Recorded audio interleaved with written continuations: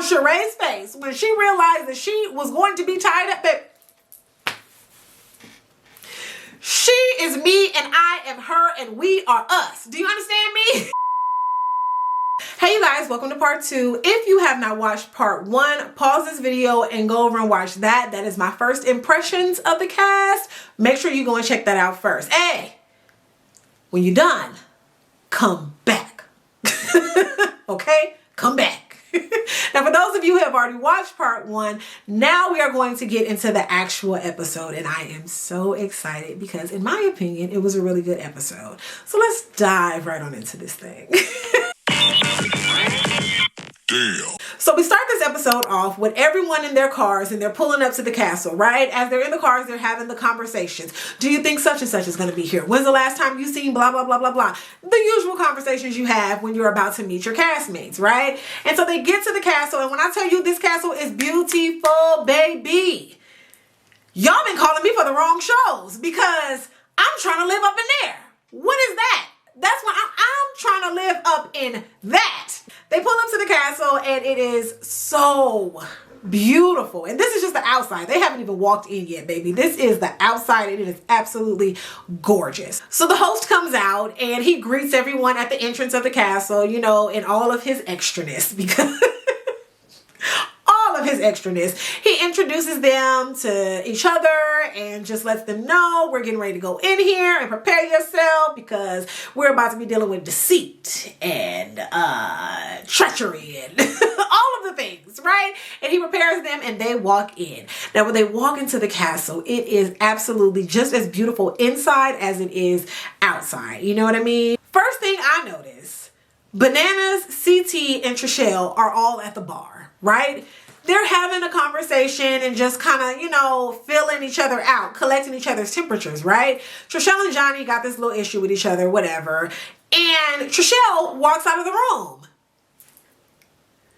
Honey, I don't care what type of beef you and Johnny have. You could not have paid me. There is not enough money that you could have given me in a competition show to leave CT and Bananas alone to strategize without me? Why you leave? Like, I would have been milking that moment for everything I could have. Baby, it would have been dry by the time I was done. I would have milked the hell out of that moment. Because how do you just leave them alone? How do you leave them alone? Trishelle, only Trishelle knows why she left. So, you know, girl. So then we get into this whole Sandra and Parvati moment. Now, that was awkward. That was awkward. And I commend Peppermint for handling that situation because that was very awkward. Sandra walks in, she sees Parvati and she keeps it pushing. She's actually on her way back out, and then somehow these two end up in a standoff. And this weird, it's not like a standoff. It kind of is though. It's a weird standoff where I'm looking at you, you looking at me, we looking at each other. It was very weird and awkward and uncomfortable, right? And you can tell Sandra, her face needs deliverance because she is like me. Whatever she is feeling, you can see it on her face, okay? You can see. Parvati is not her cup of tea. She was not here for it at all. She didn't want to be in that room no longer than she had to be with that woman. She wanted to get out of there. Like, you ain't got nothing for me and I ain't got nothing for you. So I'm about to move expeditiously. But then Peppermint decides that this is a kumbaya moment and this is an opportunity for them to become cousins. Like, no, Peppermint, this is not an opportunity. Now, she wasn't wrong with what she said, okay? She wasn't wrong with what she said about how they could unite and how it could possibly be an opportunity for them, but you have to understand who you're dealing with. Trying to get them to unite is going to be very difficult. However, something she said struck a chord because in Sandra's confessional, she says, you know, I'm going to work with her until she shows me a little piece, talking about Parvati, until she shows me a little piece of who she is, who I know her to be, and then it's over. She off with her head, okay? And so I don't know where this dynamic is going to go between the two of these ladies, but I'm very interested to see what's going to happen. And Peppermint, girl, you tried. You tried. I will give you an A for effort because definitely trying. So now the camera flashes over to CT and Phaedra, and they're looking at the cast photos on the wall, right? And so Phaedra is schooling CT about who Marcus and Larsa is. Like, CT, I know you watch sports. I know you have to know who these Scottie Pippen and Michael Jordan, you gotta know who these people are. But had no idea. But okay. Here's where we can have a dialogue.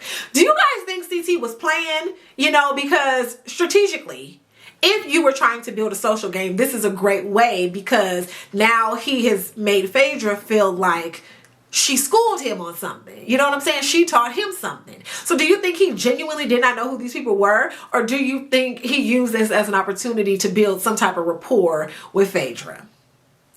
Chime in, because I would like to have that conversation. I would like to know, because if it was strategic, it was brilliant. And if he genuinely did not know, then shout out to you, Phaedra, for knowing, because darn it, that was a great opportunity for you to step in and get close to him, because girl,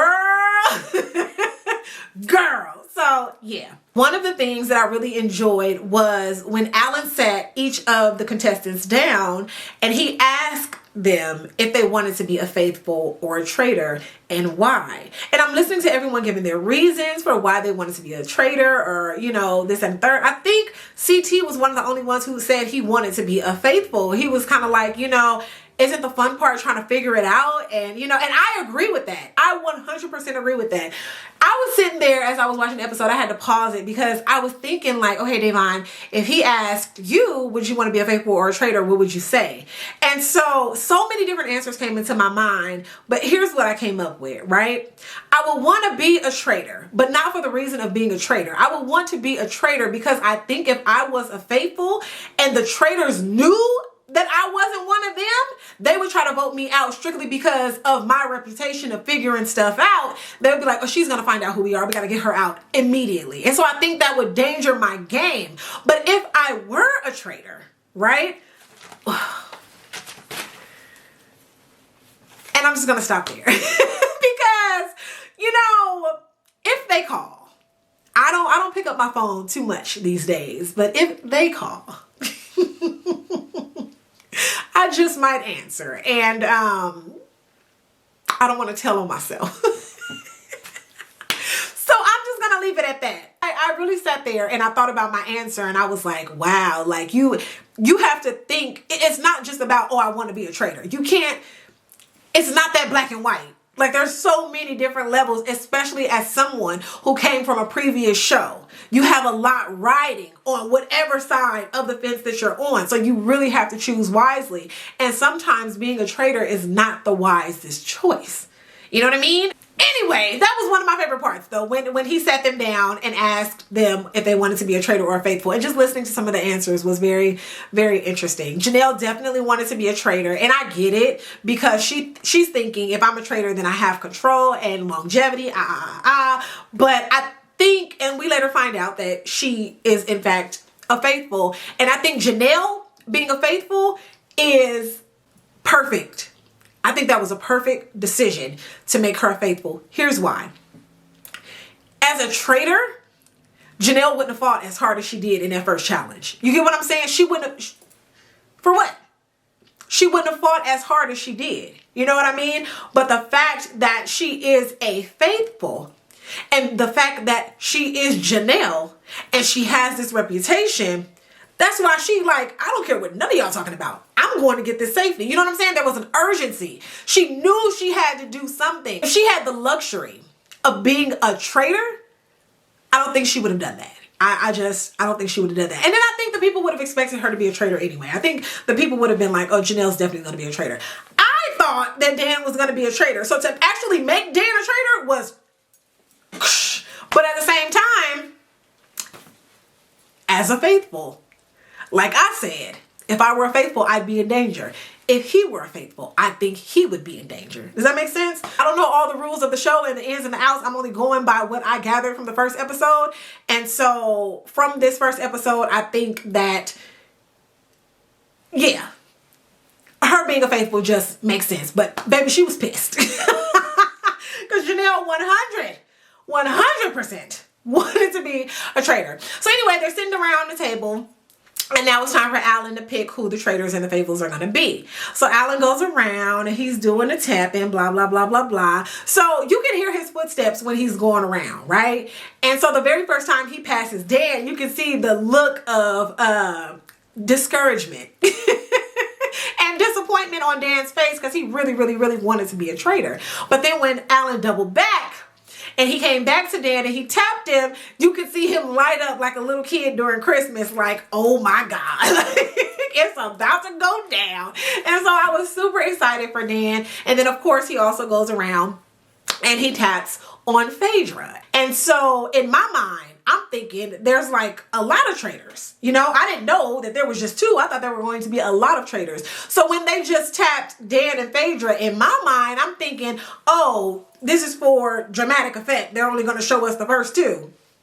I'm like, they're only going to show us the first two. And then when it comes time for the big reveal, it's going to be like a whole squad back there. Little did I know.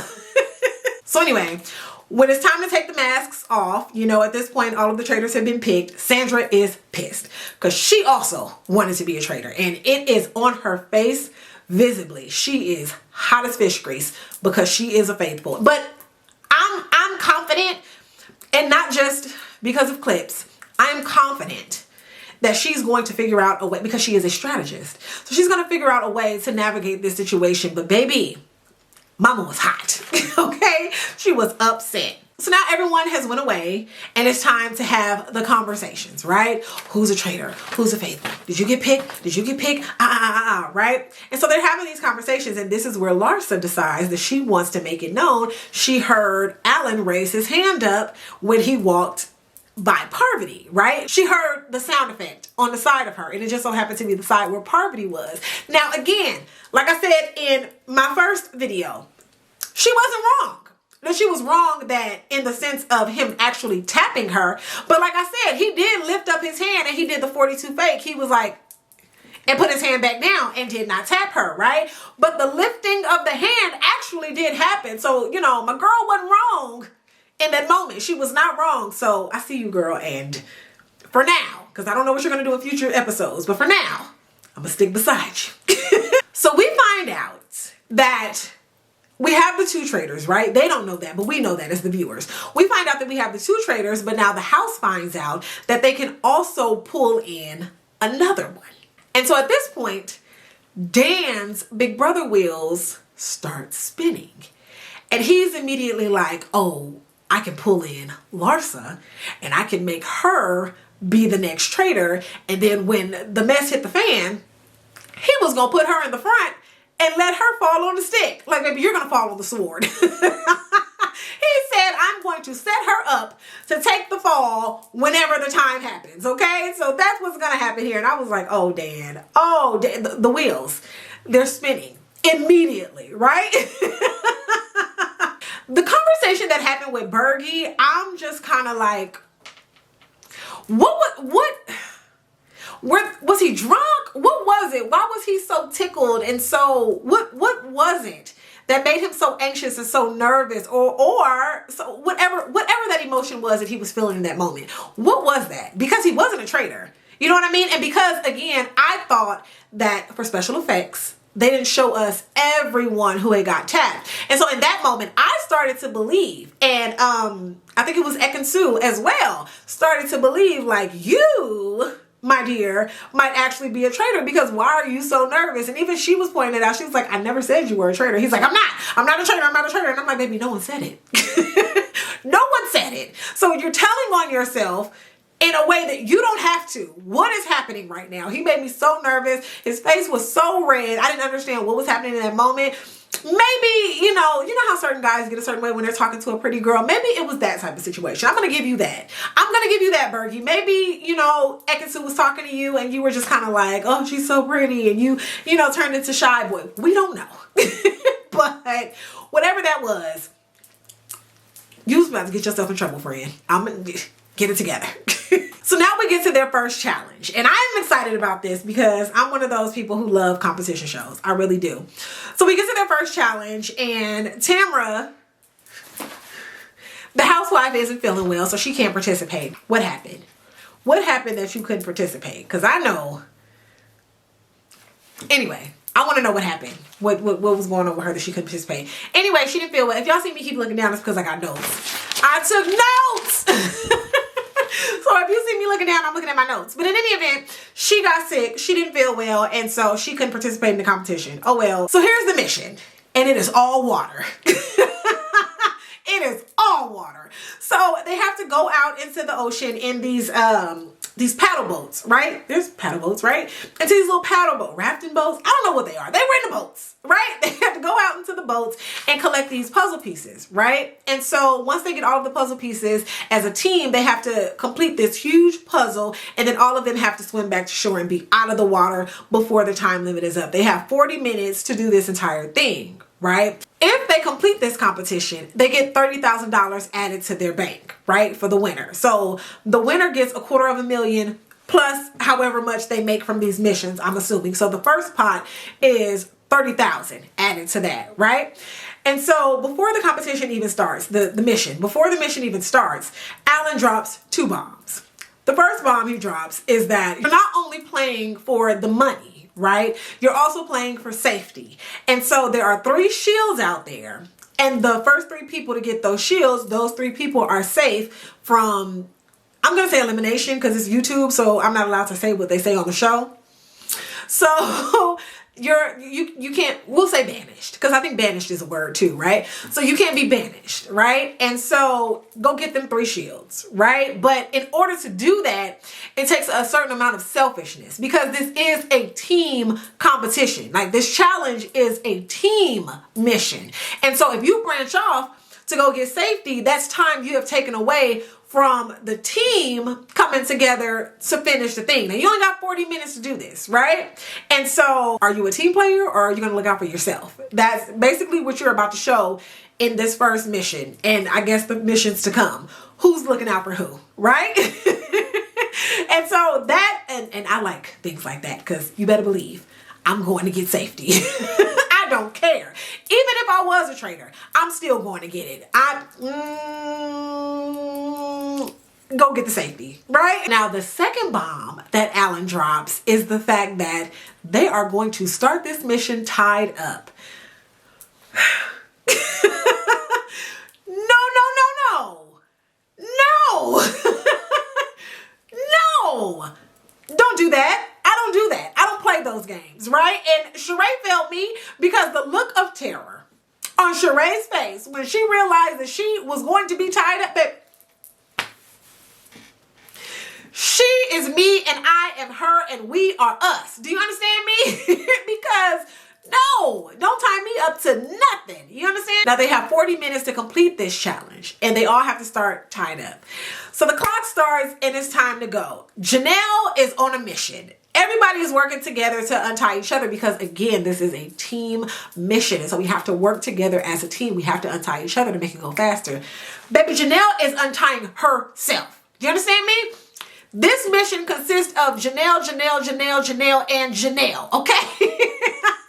Janelle gets loose, and then Janelle runs and grabs that safety. And you know what? I ain't mad at her. I am not mad at her. I'm not mad at her at all. She goes, she grabs that safety shield, and then baby girl comes back, and she does her job. She's like, okay, now it's about the team. I had to get me out the way, and then now we can all work together and do what we have to do. So in any event, they're all working together to untie each other. As they get loose, they start going together and going into the boats to go out there and collect the puzzle pieces. And in this one boat, there is CT, Max, with the KS, Max, Marcus, and Deontay, right? Hell of a boat. Because why are all of y'all in here? All of you are strong and I feel like it should have been one of y'all in each boat. But I get it. Whatever your strategy is your strategy. So they all pile into this one boat and they take off. All right. Now, as the closer they get to the destination, that next shield is in view. And CT, baby, when I tell you he jumped out that boat and got to swimming like his name was Flounder. You would have thought he was the Little Merman. He got to swimming, okay? What? Prince Eric got fins. He got to going. And he went and he got that shield. And then he was like, okay, now I can come back and help the team. So the next person to go and get a shield is Deontay. And I don't blame you, friend. None of the people that went and got shields, I don't blame you. Johnny was a little pissed because he's like, you know, why would you, it's a team sport, blah, blah, blah. Don't care about none of that. They all went and got their shields and now they're all safe. And I get it, but they still came back and put in the work as a team. And so they didn't just leave everybody to drown. Like, they came back and they did help. Johnny, on the other hand, is taking the leadership role, as he should, right? He's taking the leadership role because he wants the people to know, as we're doing these team missions, you're going to need me, okay? You're going to need me. You're not going to need somebody that's going to jump ship and abandon you to go get their own safety. You need somebody that's going to be a team player and that's going to stay, okay, and see this thing through. And so I think that's what was on Johnny's mind, or he just didn't see the shields. I don't know. Either way, it made a great look as if that's what he was trying to do. So shout out to you, Johnny. That was really cool. Now, on the flip side, Dan doesn't want to take the leadership role. He said he doesn't want to be the weakest, but he also doesn't want to be the strongest. He wants to be somewhere in the middle. Basically, Dan said, I don't want the first HOH. Baby, that's not this game. You are not there. You are here on the Traitors, and I need you to turn on your traitor antennas, because that's not the game that we are playing. I need you to get involved and get in and make something shake. Dan, make something shake, friend. So when he said that, that's immediately where my mind went to. Oh, he just said he didn't want the first HOH, so he doesn't care what's going on. As I am watching this mission, it is absolutely chaotic. And one of the things that I realized is no jobs were assigned. And if they were assigned, we didn't get to see it. They didn't show that to us. And y'all didn't execute that. So I really hope that there were not jobs assigned, because if there were, you all did not execute that, okay? There should have been set people that were assigned to be over here looking for the map, the bottle that had the map in it for the puzzle. There should have been people assigned for the boat. There should have been people assigned for the puzzle. There should have been assignments. And we just kind of seen get in where you fit in. You know, we saw get in where you fit in. Now, mind you, as all of this chaos and cluster fork that is happening, in the midst of all of this happening, time is dropping and hope is looking lost. Okay, it's looking lost. I'm thinking to myself, y'all are not gonna get this 30K. I'm telling you, 30K gone. Okay, because they look like fish out of water. It was a hotmess.com/gov.org express. It was awful. And mind you, as all of the chaos is happening, Bergie is still tied up. Okay? The camera pans over to Bergie and Phaedra over there still at the poles. Okay, now Phaedra is loose, so we're not gonna, don't do my girl. She's loose, but he's still tied up. So she's over there trying to help him. Now, once he is free and he is on about his business, now Phaedra, come to the table.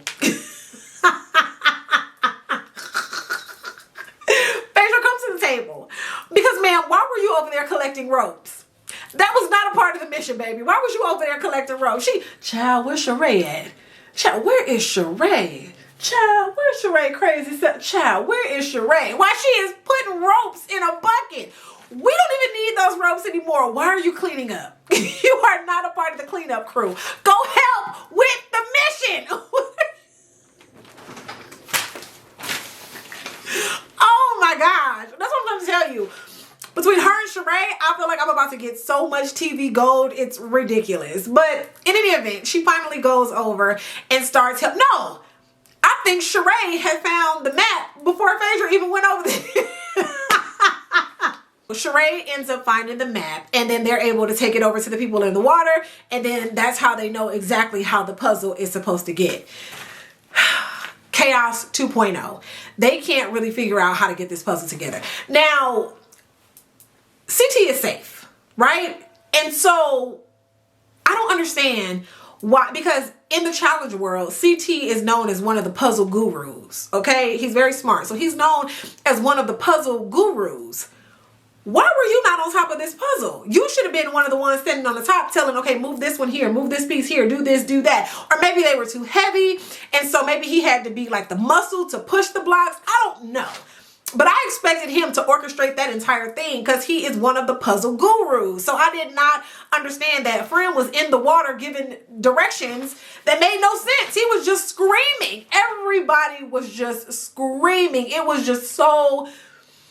And again, as all of this is happening, time is getting shorter. At this point, thank goodness, CT, Dan, Janelle, and Bananas all come together and ultimately kind of like spearhead getting the puzzle together.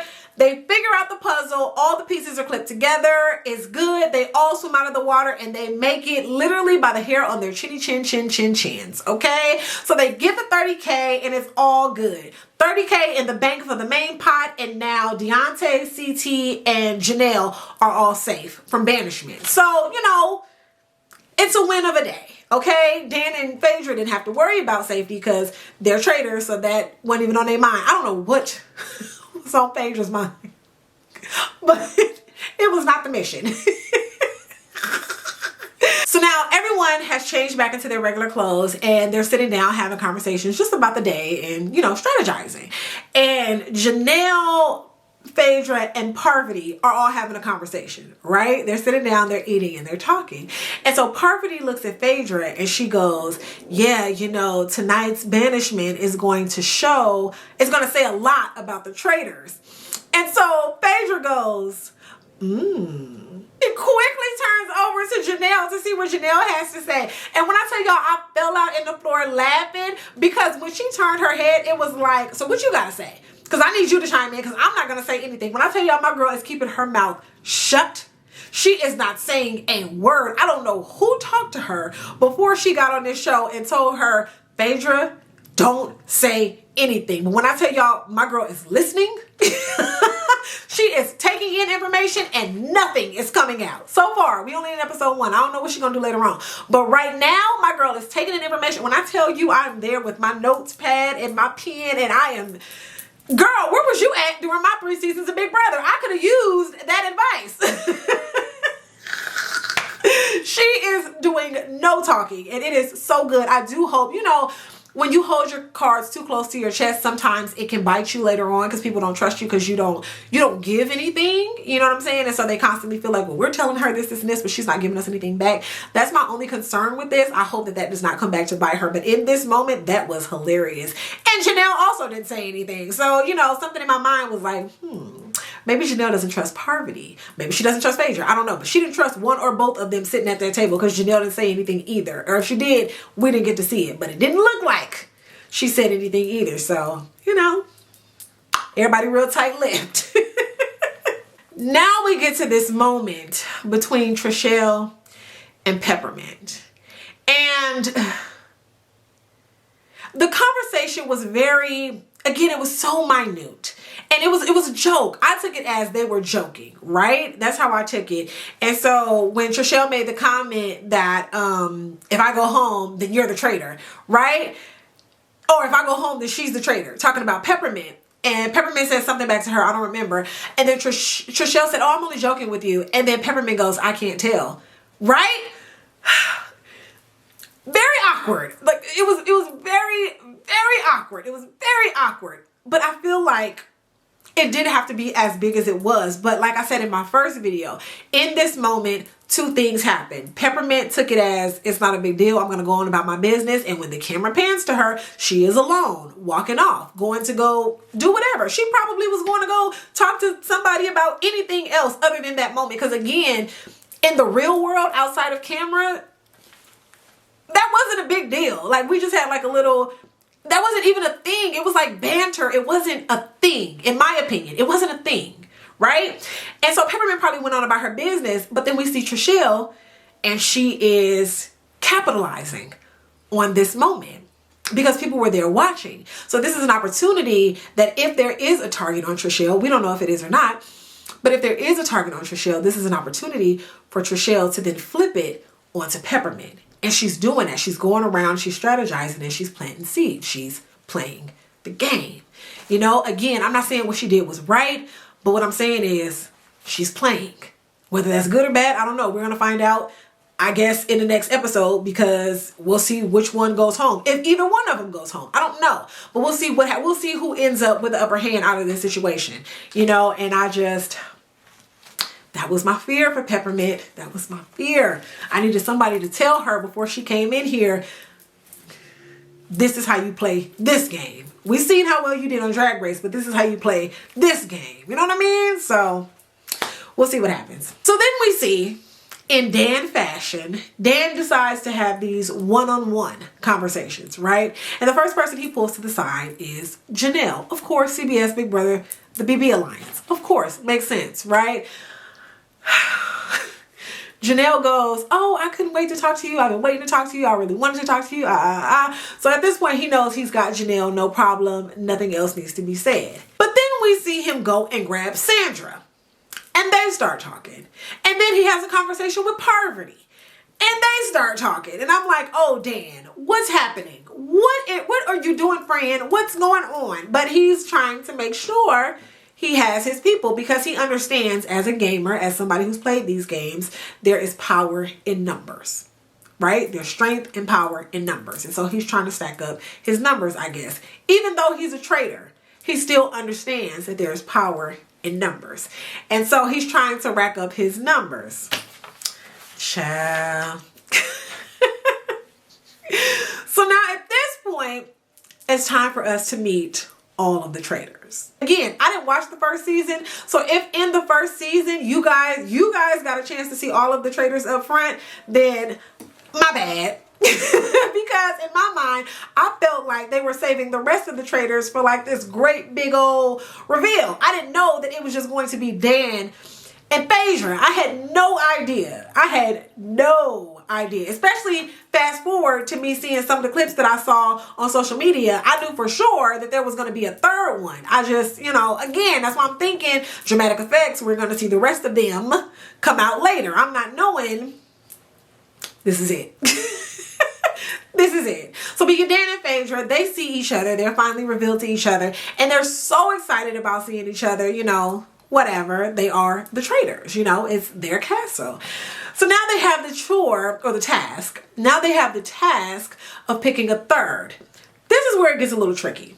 For me, anyway. Dan sat down and had a conversation with Janelle. He sat down and had a conversation with Parvati. And he also sat down and had a conversation with Sandra, right?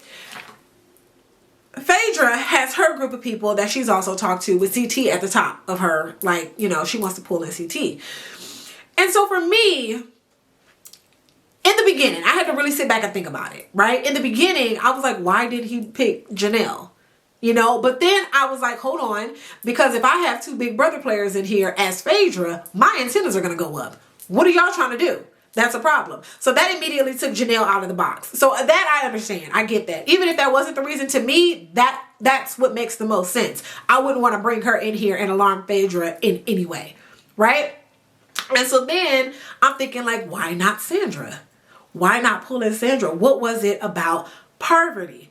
But then it clicked, and Dan said early on in the episode that Parvati reminded him of the woman version of himself. And so at that point, two things occurred. One, he felt like, I need to have her as close to me as possible, because if I don't, two, she's going to figure me out. So if I can give her this golden nugget and bring her in as a traitor, I get to tell her my secret, and she has to keep it. Because if she doesn't keep it, then she ultimately tells on herself. You get what I'm saying? She ultimately has to tell that she is a traitor as well. And so it was like, it was a win-win. Choosing her for him was a win-win. Now, why Phaedra went along with it, I don't know. We didn't get to see them come to like the final agreement, because everything is so secretive. Hush, hush, be quiet, right? So we didn't get to see how they came to that agreement, but I am wondering why Phaedra agreed on her. I didn't really get that. Or why she didn't fight more for CT. I didn't really understand that. Or if she did fight for CT, what did Dan say that made her no longer fight for CT? You know what I mean? So, yeah. Interesting. I'm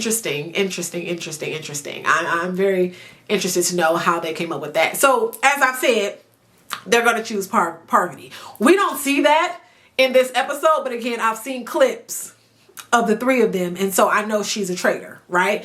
And so the episode ends with them, Alan coming in, getting the little letter. Everything is so like official. Like, you have to take an oath as a traitor. You have to walk in and give blood. Like, you don't have to give blood, but it's just, everything is just so official, right? And so they had to do this letter, seal it up, give it to Alan. Alan goes and he's taking it to someone's door. I thought it was so cute how they had Janelle stand up. They had Parvati get, like, they had all the people who were named. They had them all stand up in preparation as if they were going to the door, right? And so it could have been any of them. And I kind of hate that I got the spoiler because I know who it is. But I'm very interested to see why. And maybe we'll hear Phaedra talk about it in her confessional in the next episode. But Parvati was an interesting choice. It was great for Dan, but I'm trying to figure out why Phaedra allowed it to happen. You know what I mean? Because they had to come to an agreement. So I'm trying to figure out why she let that happen. I don't know. In any event,